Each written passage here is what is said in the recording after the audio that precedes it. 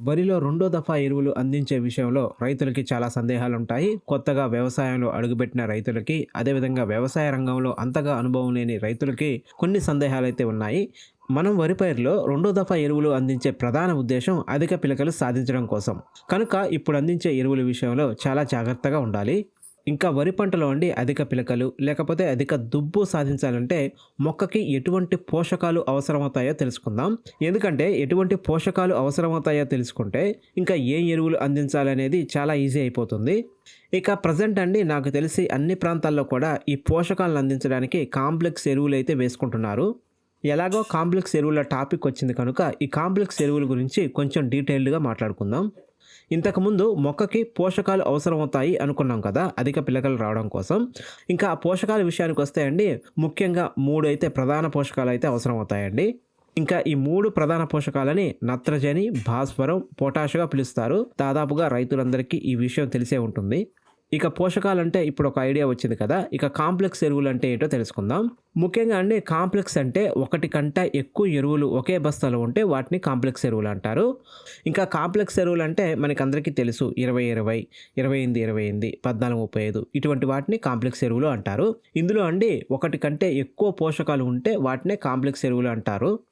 ఇంకా ఈ కాంప్లెక్స్ ఎరువులు అండి మీరు ఎటు తిప్పి కొట్టినా ఏ బస్తాలో చూసినా నత్రజని, భాస్వరం, పొటాషు. ఇంకా కొన్ని కాంప్లెక్స్ బస్తాల్లో ఈ పొటాషుకు బదులుగా సల్ఫర్ అయితే ఉంటుంది. ఇప్పుడు అధిక పిలకలు రావడం కోసం మొక్కకి ఏం పోషకాలు అవసరమవుతాయో తెలుసుకున్నారు. అదేవిధంగా కాంప్లెక్స్ ఎరువులు అంటే ఏమిటో తెలుసుకున్నారు. అందులో ఏం పోషకాలు ఉంటాయో కూడా తెలుసుకున్నారు. ఇంకా ఈ కాంప్లెక్స్ ఎరువుల్లో అండి ఎర్రగా ఉంటే పొటాష్ కలిసినట్టు, ఎర్రగా లేకుండా తెల్లగా కానీ నల్లగాను ఉంటే నత్రజని అదేవిధంగా భాస్వరం ఉన్నట్లుగా గుర్తించాలి. ఇక ఫైనల్గా ఇంత సాగదీసి అందరికీ తెలిసిన విషయాలే మళ్ళీ చెప్తున్నాం ఎందుకు అని కొంతమందికి అనిపించవచ్చు. ఇక్కడ నా ఉద్దేశం ఏంటి అంటే అండి వ్యవసాయ రంగంలో అంతగా అనుభవం లేని వారికి కూడా ఒక ఐడియా రావడానికైతే ఈ కాంప్లెక్స్ ఎరువులు అదేవిధంగా మొక్కకు కావాల్సిన పోషకాల గురించి ఇంత వివరంగా చెప్పడం జరిగింది. సరే ఇదంతా బాగానే ఉంది కానీ అసలు రెండో దఫాలో ఏం ఎరువులు వేసుకోవాలి అనేది ఇంతమటికి చెప్పలేదు, అది చెప్పవయ్యా అని కొంతమందికి కనిపించవచ్చు. ఈ రెండో దఫా అయినా అదేవిధంగా దమ్ములో అయినా ఏ కాంప్లెక్స్ ఎరువు వేసుకున్నా ఎటువంటి ఇబ్బంది లేదండి. మనం అందించే ఎరువు అసలు ఇంపార్టెంట్ కాదండి, మనం అందించుకునే టైం అనేది చాలా ఇంపార్టెంట్. అదేవిధంగా మనం అందించుకునే మోతాదు అనేది చాలా ఇంపార్టెంట్. వరి పంట యొక్క రోగనిరోధక శక్తి బాగుండాలి అనుకుంటే పొటాష్ కలిసిన కాంప్లెక్స్ ఎరువు వేసుకోండి. ఇక పొటాష్తో మాకు అంత అవసరం లేదు, పొటాష్ వేయకుండా కూడా పంట బాగానే పండుతుంది అనుకున్న వాళ్ళు పొటాష్ లేని కాంప్లెక్స్ ఎరువు ఏదైనా వేసుకోవచ్చు. ఇక నేనిచ్చే ఉచిత సలహా ఏంటంటే మీరు ఈ దశలో ఖచ్చితంగా పొటాష్ కలిగిన కాంప్లెక్స్ ఎరువును మాత్రమే అందించండి. అంటే 14-35 కానీ 10-26 కానీ ఇలాంటి ఎరువులు అందించుకుంటే మనకి 3 ప్రధాన పోషకాలు అయితే అందుతాయి. ఒకవేళ మీరు దమ్ములో గనక డిఏపి వేసుకుంటే ఇక్కడ కాంప్లెక్స్ ఎరువు వేసుకోవాల్సిన అవసరం లేదు. సింపుల్గా యూరియా, పొటాష్ వేసుకుంటే సరిపోతుంది.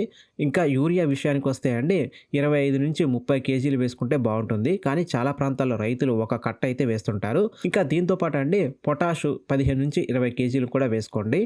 ఇక చాలా ప్రాంతాల్లో రైతులు దమ్ములో డిఏపి వేసి మళ్ళీ 20-20, 14-35, 28-28 లాంటి ఎరువులు కూడా వేస్తున్నారు. అలా వేసుకున్న ఎటువంటి ఇబ్బంది అయితే లేదు. ఇక మొక్కకి ప్రధాన పోషకాలు అందించడంతో పాటు అత్యంత ముఖ్యమైన సూక్ష్మ పోషకాలను కూడా ఈ దశలో అందించాల్సి ఉంటుంది. ఇంకా సూక్ష్మ పోషకాల గురించి కూడా క్లియర్గా చెప్తే ఈ వీడియో లెంత్ పెరుగుతుంది. సూక్ష్మ పోషకాల గురించి నేను స్క్రీన్ మీద అయితే ఒక ఇమేజ్ వేస్తాను, మీరు పాజ్ చేసి ఆ ఇమేజ్లో ఉన్న మ్యాటర్ అయితే చదువుకోవచ్చు. ఈ దశలో అండి ఏ కంపెనీ దుబ్బు గోళీలు వేయాలి అని అడుగుతుంటారు. దుబ్బు గోళీలు అంటే ఏం లేదండి, సూక్ష్మ పోషకాలు కలిగి ఉన్న ఈ మిశ్రమాన్నే దుబ్బు గోళీలు అంటారు. అవి వివిధ కంపెనీలు బట్టి మారుతూ ఉంటాయి. ఇంకా ఈ సూక్ష్మ పోషకాలకు సంబంధించిన దుబ్బు గోళీల కంపెనీల విషయానికి వస్తే బయోవిటా ఎక్స్, సాగరిక గోల్డ్ కానీ వీటిలో ఏదైనా ఒక దాన్ని అయితే మీరు రెండో దఫా ఎరువులతో కలిపి చల్లుకోవచ్చు. ఇంకా ఇవే సూక్ష్మ పోషకాలని మీరు స్ప్రేయింగ్ రూపంలో కూడా ఇచ్చుకోవచ్చు అండి. దాని కొరకు బయోవిటా ఎక్స్ అదేవిధంగా సాగరిక గోల్డ్ లిక్విడ్ రూపంలో దొరుకుతాయి.